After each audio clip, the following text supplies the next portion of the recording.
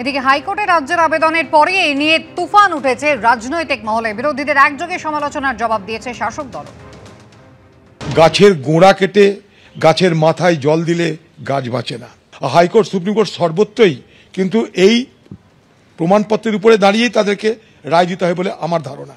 এই বাংলার সবাই জানে কি করে আরজিকর কাণ্ডের তথ্য প্রমাণ লোপাট করা হয়েছে। তিনি ফাঁসি চাইছেন, তিনি অপরাধীদের এতদিন ধরে আড়াল করে রাখলেন কেন?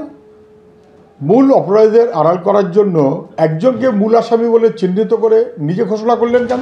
দেখুন, আমরাও যারা অপরাধী তাদের সর্বোচ্চ সাজা হোক, আমরাও সেটা চেয়েছিলাম। কিন্তু রাজ্য সরকারের এই তাড়াহুড়োটা অত্যন্ত সন্দেহজনক।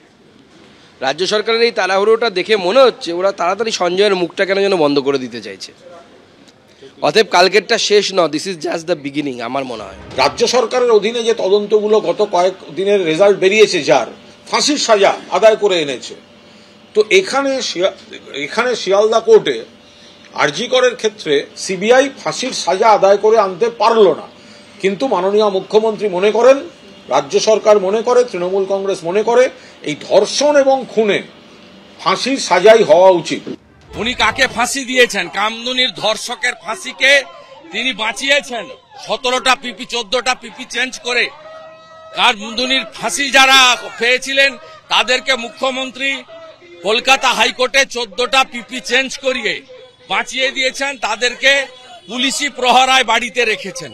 লজ্জা থাকা উচিত মুখ্যমন্ত্রী। সিবিআই তদন্ত নিয়ে সোমবারই ক্ষোভ উগরে দিয়েছে আরজিকর মেডিকেলের তরুণী চিকিৎসকের পরিবার। ক্ষোভ তৈরি হয়েছে জনমানুষেও। আর এবার বিজেপির অন্তরেও ক্ষোভ অসন্তোষ স্পষ্ট হলো।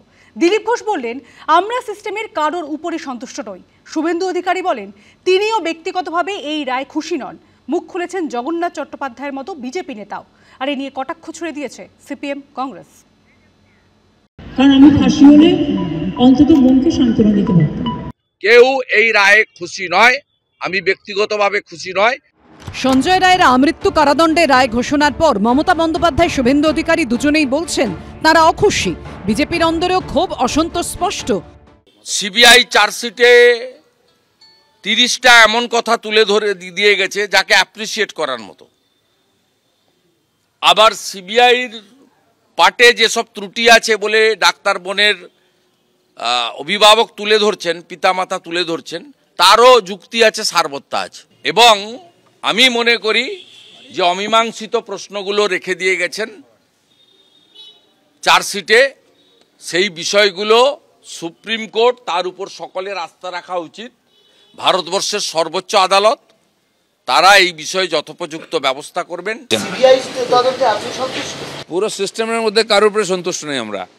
যে জঘন্য ঘটনা হয়েছে আর তার যে দুঃখজনক ফল বেরোলো, বাংলার একটি মানুষও খুশি নন। পাল্টা তৃণমূল বিজেপি বিরোধীদের প্রশ্ন, মমতা বন্দ্যোপাধ্যায় বলছেন আমৃত্যু কারাদণ্ডের রায় তিনি সন্তুষ্ট নন। শুভেন্দু অধিকারী বলছেন তিনি রায় খুশি নন। কিন্তু প্রথমে ধর্ষণ খুনের তদন্ত করলো মুখ্যমন্ত্রীর অধীনস্থ কলকাতা পুলিশ, তারপর তদন্ত করল নরেন্দ্র মোদীর অধীনস্থ কর্মীবর্গ মন্ত্রকের অন্তর্গত সিবিআই। তদন্তের প্রেক্ষিতে রায় দিলেন বিচারক। এখন তৃণমূল বিজেপি দুপক্ষই দাবি করছে তারা রায় সন্তুষ্ট নয়। এটা কি লোক দেখানো হতাশা, অসন্তোষ নয়? এখন পারস্পরিক দুজনের সমালোচনায় মুখর, কিন্তু দুজন এমন ভাবে চললেন যাতে সিবিআই সুযোগ করে দেয় মমতা ব্যানার্জির আজকের কথাগুলো বলার।